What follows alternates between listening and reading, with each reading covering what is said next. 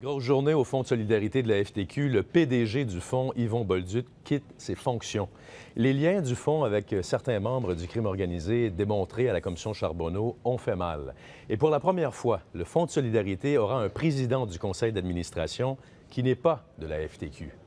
Catherine Kovacs. Que le fonds appartient à ces 610 000 actionnaires et c'est ça qui doit nous guider. Le Fonds de solidarité n'avait plus le choix. Il fallait faire le ménage à la suite des révélations à la commission Charbonneau. Un comité mis sur pied en novembre dernier en est donc arrivé à une série de recommandations. D'abord, le président du conseil d'administration du fonds doit être indépendant. Le fonds n'a pas attendu et a nommé l'administrateur Robert Parizeau à sa tête, le frère de Jacques Parizeau. Le Fonds de solidarité est une grande institution. Et puis les membres du conseil d'administration passent de 17 à 19. Ceux nommés par la FTQ passent de 10 à 7. Les administrateurs indépendants de 4 à 7.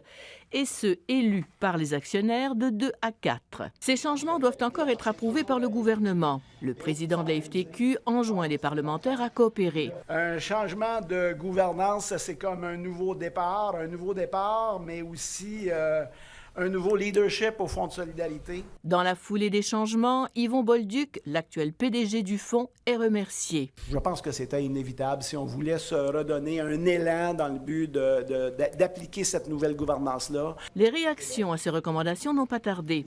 Le ministre des Finances du Québec, Nicolas Marceau, annonce qu'il déposera un projet de loi pour modifier la loi régissant le Fonds de solidarité. Le Parti libéral demeure sur sa faim. Ça n'efface pas le passé. Il reste encore beaucoup de questions à poser. La CAQ croit que les changements proposés assureront un nouveau départ pour le fonds, tandis que Québec solidaire souhaite que le fonds ne se comporte pas comme une banque. Les attentes des Québécois, c'est que le Fonds de solidarité, ça ne soit pas comme des banques, là. Que les dirigeants des fonds de solidarité ne se comportent pas avec le fonds comme des banquiers font avec des épargnes des Québécois. Le nouveau président de la FTQ, Daniel Boyer, qui a critiqué ouvertement l'acharnement de la commission Charbonneau sur la centrale, promet que dorénavant, il va collaborer entièrement avec la commission dans un souci de transparence.